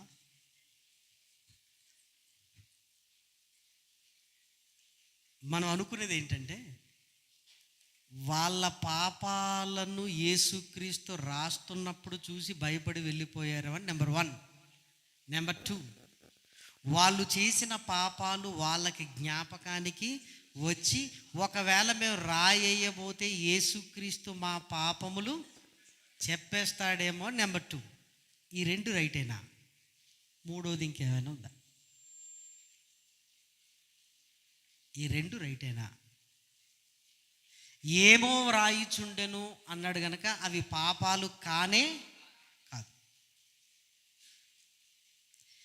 ఇక వారి పాపాలు వారి జ్ఞాపకం వచ్చి మేము కూడా పాపం చేసాం కదా, మమ్మల్ని రాళ్లతో మరి కొట్టనప్పుడు ఈమెను మాత్రం ఎందుకు కొట్టాలి అని ఒకవేళ వాళ్ళు చేసిన పాపాలు వాళ్ళ జ్ఞాపకం వచ్చాయి అనుకుంటే, యేసుక్రీస్తు ఈ మాట చెప్పగానే ఎవరికి వాళ్ళ జ్ఞాపకం వస్తే అందరు ఎందుకు వెళ్ళిపోయారు?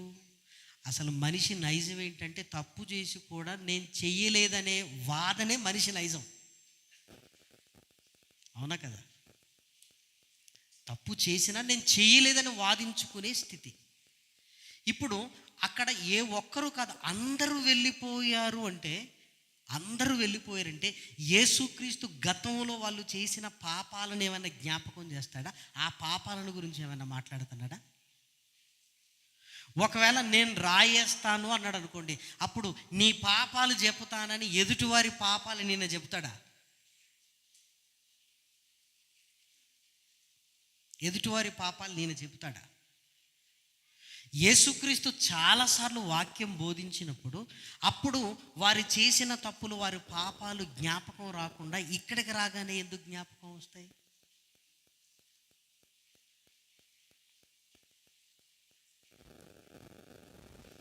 ఇప్పుడు మనమందరం అక్కడ ఉన్నాం అనుకోండి, మీరు రాయేంటి పాపం చేయనివాడు అన్నప్పుడు మనం ఎలాంటివంటే ఎందుకైనా మంచిదో రాయేసి వెళ్ళిపోదాం అనుకుంటాం.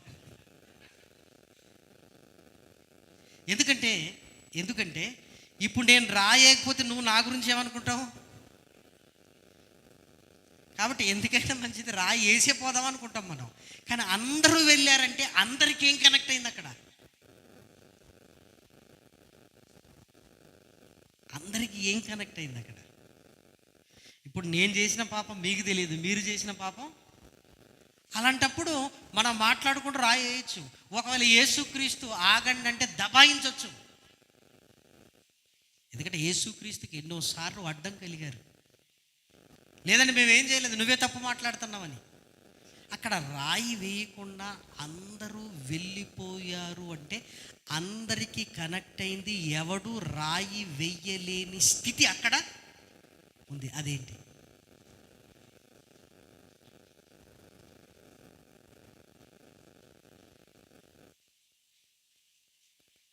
అదేమై ఉండొచ్చు?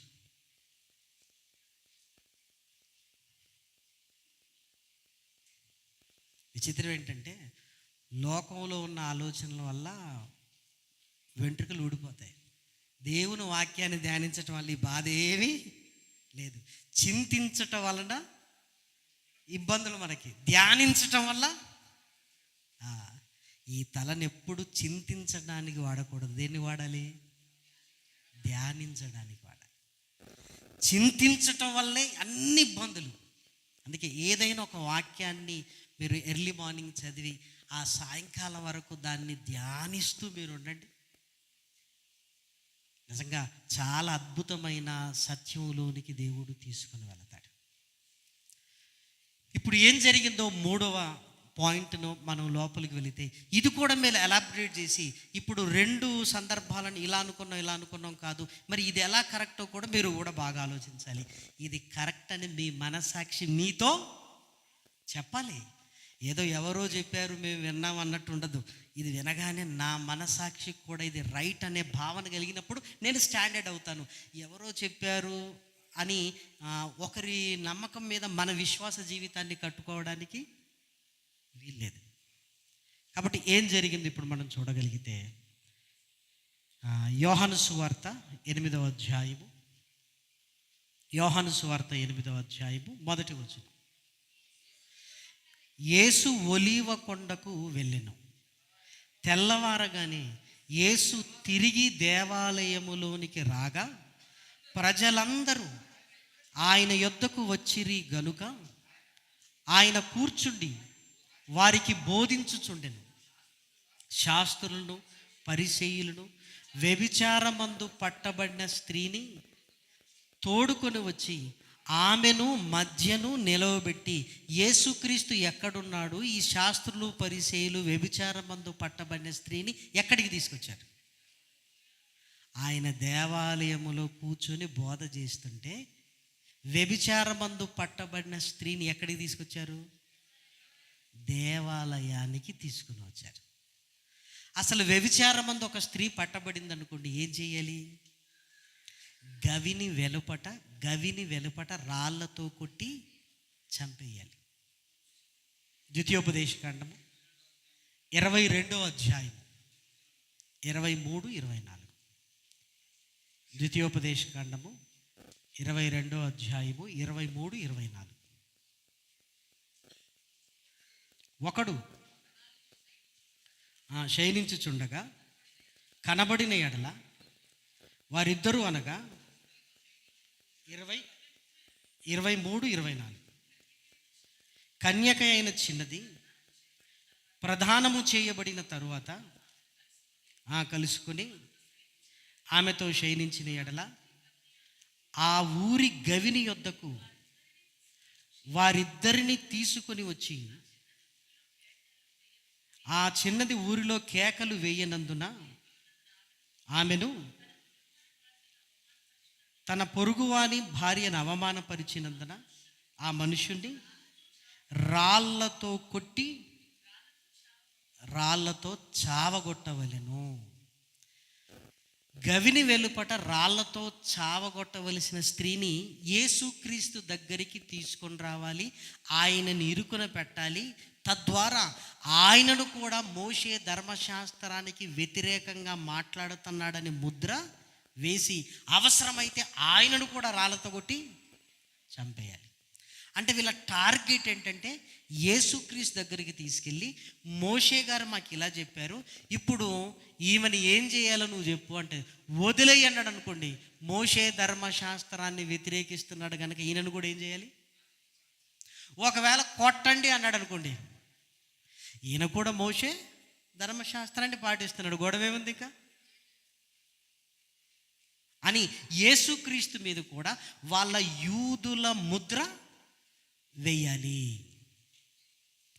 ఈ ఆలోచనలతో ఏం చేశారంటే ఎక్కడికి తీసుకొచ్చారంటే ఈవెన్ సరాసరి యేసుక్రీస్తు ఎక్కడ ఉన్నాడంటే ఆయన దేవాలయంలో బోధ చేస్తున్నాడంటే పదండి తీసుకున్నాండి. ఎక్కడ తీసుకొచ్చారు? ఇప్పుడు తప్పేది వ్యభిచారమందు పట్టబడిన స్త్రీని దేవాలయానికి తీసుకొని రావటం తప్పు. ఇది ఒకరు చేసిందా, అందరు చేసిందా? మీలో పాపం చేయని వాడు ఈ మీద రాయేయండి. మీలో పాపము చేయని వాడు ఈమె మీద. వాళ్ళందరికీ వెల్ నోటెడ్గా అర్థమైపోయిందంటే పొరపాటు చేసామరా, అసలు ఈమెను ఇక్కడికి తీసుకొని రావటమే మనం చేసిన తప్పు. ఇది అందరూ చేశారని అందరికీ వాళ్ళ వాళ్ళ పాపాలు ఒక్కొక్కరికొకరికి తెలియదు, కానీ ఇది మాత్రం కనెక్ట్ అయింది. పిల్లలు కూడా వచ్చారంటే ఇది పిల్లలకు కూడా కనెక్ట్ అయిపోయింది. ఇప్పుడు యేసుక్రీస్తు ఒకవేళ రాయి వేయడానికి సిద్ధపడ్డారనుకోండి, ఏం చెప్తాడు? మీరు ముందు ఈమెను తీసుకుని రావటమే మీరు చేసిన తప్పు. ఇప్పుడు మోషే ధర్మశాస్త్రం ప్రకారం ఏం చేయాలి? మిమ్మల్ని గమని ఎదుటి తెలిసి చంపాలి. ఇది వెంటనే వాళ్ళకి కనెక్ట్ అయిపోయింది. ఎందుకంటే మనిషి తాను చేసిన పాపాలకు అంత తొందరగా పశ్చాత్తాపమో కనెక్ట్ అవ్వడు. కానీ అక్కడ అందరి ముందు అందరూ దొరికిపోయారు. ఎందుకంటే ఈమెను దేవాలయములోనికి తీసుకొని రావటమే అందరికీ వాళ్ళందరూ చేసిన అతిపెద్ద తప్పు. దేవాలయంలోనికి వ్యభిచార వృత్తితో సంపాదించిన సొమ్మునే తీసుకొని రావద్దు అంటాడు. అలాంటిది వ్యభిచారం చేసిన వారిని తీసుకొని రమ్మంటాడా? రామనాడు ప్రేమవారు పడుపు సొమ్ము. కాబట్టి దయచేసి మీరు ఆలోచించండి. ఆ సొమ్మే తీసుకొని రావద్దు దేవాలయానికి అన్నప్పుడు ఆమెనే వీళ్ళు తీసుకొని వచ్చారు. దీన్ని ధ్యానిస్తున్నప్పుడు మనం దేన్ని విస్మరిస్తుంటాం? ఇదేదో ఊరు మధ్యలో జరిగినట్టు, ఇదేదో చౌరస్తాలో జరిగినట్లుగా మనం ఊహించుకుంటుంటాం. కానీ అక్కడ ఎక్కడ జరుగుతుంది? దేవాలయములోనికి యేసుక్రీస్తు వచ్చి బోధ చేస్తున్నప్పుడు దేవాలయములో జరుగుతుంది. ఇది కనెక్ట్ చేసుకున్నాం అనుకోండి, అప్పుడు అర్థమవుతుంది, ఓహో వీళ్ళందరూ ఈమెను తీసుకొని రావటమే వీళ్ళు చేసిన తప్పు. అందుకే ఎవరితో ఏమీ మాట్లాడలేదు. ఒకవేళ రాయి ఎత్తారనుకోండి, ఏమో రాయుతున్నాడు అన్నాడు కదా, అక్కడ దిద్యోషుకాడనో రెఫరెన్స్ రాశాడు అనుకోండి, పరిస్థితి ఏంటి? రెఫరెన్స్ ఇస్తే చాలు. అంటే ధర్మశాస్త్రం అన్న మీరే దానిని పాటించటం లేదు. కాబట్టి ఆలోచించండి, ప్రతిదాన్ని, సందర్భాన్ని, సన్నివేశాన్ని. ఇప్పుడు మీరు ఆలోచించండి, వాళ్ళ వ్యక్తిగత పాపాల, ఏ దేవాలయానికి తీసుకొచ్చి చేసిన పాపం వాళ్ళందరికీ కనెక్ట్ అయింది. ధ్యానించండి బాగా. వాళ్ళ వ్యక్తిగతమైన పాపాలు కాదు, ఈమెను ఇక్కడికి తీసుకుని వచ్చి అందరూ పాపము చేశారు. ఇది అందరికీ తెలుసు. అందుకే మీలో పాపము చేయని వాడు ఈమె మీద వ్రాయి వేయండి. మీలో అంటే మీరందరూ ఈమెను తీసుకొచ్చే మీరు పాపము చేశారు అని యేసుక్రీస్తు సెలవిచ్చాడు. కాబట్టి సందర్భానుసారంగా చక్కటి ఆలోచన దృక్పథం, ఇలాంటి ఎక్సర్సైజ్ అనేటివి ఒక 15-20 చేశారనుకోండి, మీకు ఈజీగా ఆ ఆలోచనలోకి మీరు వెళ్ళిపోతారు అంతే. తినగా వేమి ఎలా ఉంటుందట, వాక్యం కూడా అలాంటిదే. ఇది స్టార్టింగ్ ఏంటి, చేదుగా అనిపిస్తుంది, కానీ ఆలోచనలోనికి వెళ్ళిపోతే ఇది తీయగా మారిపోతాయి. మరి మమ్మల్ని కూడా నడిపించండి అని మీరు ఆసక్తి కలిగిన వారు, దైవ సేవకులు సద్దు గారికి మీ నెంబర్లు ఇస్తే మిమ్మల్ని అందరినీ ఒక గ్రూప్గా చేస్తాను, ఒక 20-25 మందిని. దాంట్లో ప్రశ్నలు పెడుతుంటాం, మీరు సమాధానం రాయాలి. ఇదిగో అది కాదు ఇది సమాధానం అని మీకు వాట్సాప్లో తెలియచేయటం జరుగుతుంది. మీకు అప్పుడప్పుడు వర్క్ ఇస్తుంటాం, ఈ వచనాన్ని చదివి పెట్టండి అంటాం, మీరు చదువుతారు, పెడతారు. అసలు ఆ వాక్యంలో పులి స్టాపులు ఉన్నాయా, ఏమున్నాయో చూసి మేము ఇదిగో ఇలా చదవాలి అని మరలా మీకు దాంట్లో పెడుతుంటాం. కాబట్టి మరి దేవుడు సహకరిస్తే ఇలాంటివి 2 నెలలకు ఒకసారి 3 నెలలకు ఒకసారి పెట్టుకొని అనేక సంగతులు నేర్చుకోవడానికి ప్లాన్ చేసుకుందాం. కాబట్టి ఇప్పటికే తెలంగాణ గ్రూపులో ఇలాంటి మోటివేషన్ ఇస్తున్నాం, రాయలసీమ గ్రూప్లో ఇలాంటి మోటివేషన్ ఇస్తున్నాం, అలాగే ఏపీ గ్రూపులో కూడా చేస్తున్నాం. మీరందరూ ఒక గ్రూపుగా ఒక 15-20 మంది మీరు ఫామ్ అవ్వగలిగితే అందులో ప్రశ్నలు, మేము ఒక సందర్భాన్ని ఇస్తాం, ఇందులో నుంచి ప్రశ్నలు రాయమంటారు. మీరు చదివి ఏం చేయాలి, ముందు ప్రశ్నలు ఫ్రేమింగ్ రావాలి. మేము ఒక 5 వచనాలు ఇస్తాం, దీంట్లో ఎన్ని ప్రశ్నలు రాస్తాడో రాయండి అని హోంవర్క్ ఇస్తాం. మీరు ప్రశ్నలు రాస్తారు. ఓకే, ఈ ప్రశ్నలకి ఇప్పుడు సమాధానాన్ని ఏం చేద్దాం, వెతుకుతామని అందరూ అందులో పెడుతుంటారు. అప్పుడు యాక్టివ్గా ఉంటాం. ఏదో వాక్యం అనగానే ఈరోజు ఆనందించాం, మళ్ళీ రేపటి నుంచి ఇంతే అన్నట్టుగా ఉండకూడదు. దేవుడు మనకు ఆ ఇష్టాన్ని పుట్టించినప్పుడు దాన్ని ముందుకు తీసుకుని వెళ్ళేవారుగా మనం ఉండాలి. కాబట్టి ఈరోజు 27th ఏదో హాలిడే కూడా ఉంది కదా, మళ్ళీ ఈరోజు వచ్చేసరికి అందరూ బైబిల్ చదివి ఉండాలి. సంవత్సరం టైం ఇస్తున్నాం, బైబిల్ చదివి ఉండాలి. మా వల్ల కావటం లేదండి అన్నారు అనుకోండి, మేము అప్పుడప్పుడు బైబిల్ రీడింగ్ క్యాంపులు కూడా పెడుతున్నాం. అక్కడికి వచ్చారనుకోండి, ఒక కర్ర పట్టుకొని, నిజమే చెప్తున్నాను, జోకేం కాదు, ఒక కర్ర పట్టుకొని ఉదయాన్నే 5 గంటలు లేపి కొత్త నిబంధన అంతా చదివించి 3 రోజులు పంపుతాం మేము. అందులో అనుమానం ఏమీ లేదు. మాకు చదవాలన్నది కానీ ఆసక్తి లేదండి, మేము అంటే 3 రోజులు పెడుతుంటాం. అది జూన్ 1st వీక్లో జరుగుతుంటుంది. జూన్ 1st వీక్లో వస్తే చాలు, మీరు ఎందుకు చదవరో మేము కూడా చూస్తాం. మీరు టికెట్ బుక్ చేసుకుని అక్కడికి రండి, చదివిచ్చి పంపే బాధ్యత మాది. ఒక బకెట్ నీళ్లు పెడతాం, నిద్రపోతున్నారంటే నీళ్లు గుమ్మరించటమే, వదిలిపెట్టే ప్రసక్తి ఏమీ లేదు. ఇది మంచిది అన్నప్పుడు దానికోసం ఏదైనా, డాక్టర్ ఆపరేషన్ చేయటం మంచిది అని కోస్తాడంతే. అయ్యో వీని కోస్తున్నాను రా అనుకుంటే ఏం ఆపరేషన్ చేస్తాడు? కాబట్టి మంచి దాని కొరకు మనల్ని ఎంత ఇబ్బంది పెట్టినా ప్రాబ్లం. అలా చాలామంది అన్న మేము స్టార్ట్ చేసాం అనుకున్నప్పుడు రమ్మంటుంటాం, 3 దినాలు పెడుతుంటాం, ఫుల్గా చదివిస్తుంటాం. వాళ్ళ జీవితంలో 4 గంటలు ఇదే అన్న నేను బైబిల్ చదవటం అంటారు. 6 గంటలు నా లైఫ్లో ఇది ఫస్ట్ అన్న 1 గంట చదవటం అన్న వాళ్ళు కూడా ఉన్నారు. నా లైఫ్లో ఇది ఫస్ట్ ఒక 2 గంటలు నేను బైబిల్ చదవటం. మీ లైఫ్లో ఒక 6 గంటలు చదివారా బైబిల్? ఓ 4 అవర్స్ చదివారా? ఓ 3 అవర్స్ చదివారా? కాబట్టి కంపల్సరీ అనమాట. కాబట్టి మరలా వచ్చే సంవత్సరం అలానే బైబిల్ చదవడం పెద్ద కష్టమే అనుకున్నాం. రోజుకు 3 అధ్యాయాలు చదివితే సంవత్సరానికి బైబిల్ అయిపోద్ది. రోజుకు 3 అధ్యాయాలు చదివితే 3 అధ్యాయాలు చదవడానికి ఎంత టైం కావాలి? 15-20 నిమిషాలు. అంటే ప్రతిరోజు దేవుని కొరకు ఒక 15-20 నిమిషాల సమయాన్ని కూడా మనం ఇవ్వలేకపోతున్నాం. ఆయన ఇచ్చింది ఎంత తీసుకుంటున్నాం? 24 గంటలు. ఆయన కొరకు ఒక 20 నిమిషాలు ఇవ్వలేకపోతున్నాం అంటే మీరు ఆలోచించండి.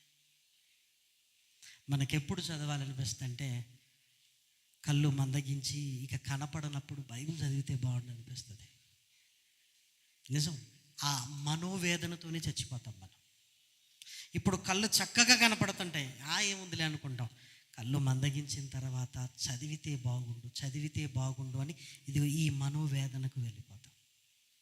ఆ మనోవేదన మనకు ఇప్పుడు బాగా చదివి మీరు ఉన్నారనుకోండి, కళ్ళు మందగించిన తర్వాత చదివినవన్నీ జ్ఞాపకం చేసుకొని ధ్యానిస్తూ మిగిలిన జీవితాన్ని గడిపేయచ్చు. కాబట్టి అస్సలు నిర్లక్ష్యం చేయకూడదు. అవసరమైతే మీ చర్చిలోనే ఒక 2 రోజులు 3 రోజులు క్యాంప్ పెట్టుకోండి, Bible reading camp. Only Bible చదవటమే, ఓన్లీ బైబిల్ చదవటమే. మొన్న మేము రామచంద్రపురం దగ్గర ఒక ఊరికి వెళ్ళాం. వాళ్ళకు కూడా యవనస్తులు ఉన్నారు. వాళ్ళకి ఇది చెప్పగానే పాపం పాస్టర్ గారు లేచి, నిజంగా నేను చాలా సిగ్గుపడుతున్నానండి, ఒక్కసారి కూడా మా వాళ్ళు బైబిల్ చదవలేదు అన్నారు. అని ప్రతి నెల చివరి ఏం చేస్తున్నాడంటే ఒక రోజు పెట్టి పిల్లలందరినీ పిలిచి ఏం లేదు 1-2 గంటలు బైబిల్ చదివించి పంపించేస్తున్నాడు. కాబట్టి కొన్నిటిని మనం ఏంటంటే బాగా సీరియస్గా తీసుకోవాలి. ఏదో 4 మాటలు నేర్చుకొని మనకు బైబిల్ అంతా వచ్చేసింది అనే రోజులు కావు. ఆ 4 మాటలు అసలు ఎక్కడున్నాయి, ఏంటి, ఇదేంటి, ఆ లేఖనాల లోతుల్లోనికి వెళ్ళకపోతే మన జీవితాలు నిలబడవు. కాబట్టి మరి పాస్టర్ గారు సద్దు గారితో మీరు కలవండి.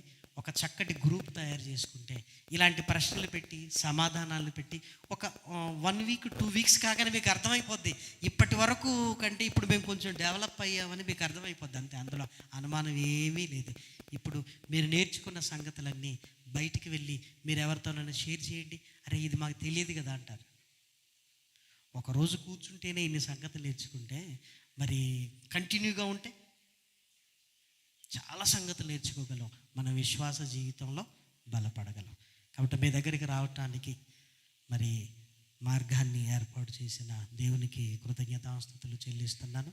అదేవిధంగా పాస్టర్ సద్దు గారికి కూడా హృదయపూర్వకమైన వందనములు, తమ్ముడు జాన్ వెస్లీ కూడా హృదయపూర్వకమైన వందనములు తెలుపుకుంటూ మరి నెక్స్ట్ జనరేషన్ మినిస్ట్రీ ద్వారా జరుగుతున్న పరిచర్యల గురించి మీరందరూ ప్రార్థనలో జ్ఞాపకం చేసుకోవాల్సిందిగా కోరుతూ చివరి ప్రార్థన ఆశీర్వాదంతో సెలవు తీసుకుందాం. మహాకృపయు కనికరము కలిగిన మా కన్న తండ్రి, ఘనమైన ఉన్నతమైన నీ నామమునకు స్తుతులు స్తోత్రములు చెల్లిస్తున్నాం తండ్రి. మేమైతే విశ్వాసముతోనే బయలుదేరాము నాయన తండ్రి. ఆ విశ్వాసానికి నిదర్శనముగా నాయన ఈరోజు వాతావరణాన్ని మీరు అనుకూలపరిచారు. నీ పిల్లలకు నీ వాక్కులు వినిపించారు తండ్రి. మరలా చినుకులు రాలినా నాయన నీ ఆకర్షణలో ఉన్న నీ పిల్లలను ప్రత్యేకపరిచి ఈ 2వ సెషన్లో కూడా నాయన వాక్యం పట్ల నాయన ఇష్టాన్ని నాయన ఉత్సాహాన్ని నీ పిల్లలలోనికి మీరు తీసుకుని వెళ్ళారు అని మేము నమ్ముతున్నాం తండ్రి. ఈరోజు మాత్రమే కాకుండా ప్రతిరోజు వాక్యాన్ని చదువుతూ నాయన విశ్వాసములో ఎదగగలిగే భాగ్యాన్ని అనుగ్రహించండి. దుష్టుడు బలముగా పనిచేస్తున్న ఈ కాలాలలో నాయన విశ్వాసపు ఔన్నత్యము లేఖనాలలో ముడిపడుందన్న సంగతి తెలుసుకుని నాయన నీ కొరకు నీ పిల్లలు స్థిరులుగా కదలని వారుగా నాయన నిలవబెట్టండి తండ్రి. సహాయ సహకారాలు అందించిన సద్దు గారిని నాయన జ్ఞాపకం చేసుకోండి. కుటుంబాన్ని, పిల్లలను నాయన పిల్లలను నాయన దీవించి ఆశీర్వదించండి. అదేవిధంగా నాయన విజయనగరం పరిసర ప్రాంతాలలో నాయన సేవ చేస్తున్నాం తమ్ముడు జాన్ వెస్లీని, సంఘమును, పరిచర్యను నాయన దీవించి ఆశీర్వదించండి. అదేవిధంగా నాయన నీ పరిచర్యలో వేరుగా వాడుకున్న సోదరులు చిన్నిని నాయన జ్ఞాపకం చేసుకోండి, బలపరిచి ముందుకు తీసుకుని వెళ్ళండి. శాశ్వత ప్రేమ టీవీ కార్యక్రమాలను వీక్షిస్తూ విశ్వాసంలో బలపడుతున్న నీ పిల్లల కుటుంబాలను కూడా నాయన దీవించి ఆశీర్వదించండి. మరలా మేమందరము కలుసుకుని పర్యంతము వరకు నాయన నీ కృపను, నీ సన్నిధిని మాకు తోడుగా ఉంచండి. మరలా ప్రయాణములోనూ నాయన నీ సహాయాన్ని మాకు అనుగ్రహించండి తండ్రి. ఇదిగో నాయన ఈ సహవాసానికై మా హృదయపూర్వకంగా కృతజ్ఞతాస్తుతులు చెల్లిస్తూ నీ పిల్లలను కూడా క్షేమంగా గమ్యాన్ని చేర్చమని మిమ్మల్ని కోరుకుంటూ ఘనత, మహిమ, ప్రభావములైన నీకే ఆరోపిస్తూ హృదయపూర్వకంగా కృతజ్ఞతాస్తుతులు చెల్లిస్తూ క్రీస్తు నామం నీ ప్రార్థన అడిగి వేడుకొనుచున్నాము తండ్రి, ఆమేన్. పరమ తండ్రి అయిన దేవుని ప్రేమయు, కుమారుడైన యేసు క్రీస్తు కృపయు, పరిశుద్ధాత్మ యొక్క అన్యోన్యమైన సహవాసము ఇప్పుడును ఎల్లప్పుడూ సదాకాలము కూడి వచ్చిన దేవుని పిల్లలైన మనందరికీ సదాకాలము తోడై ఉండునుగాక.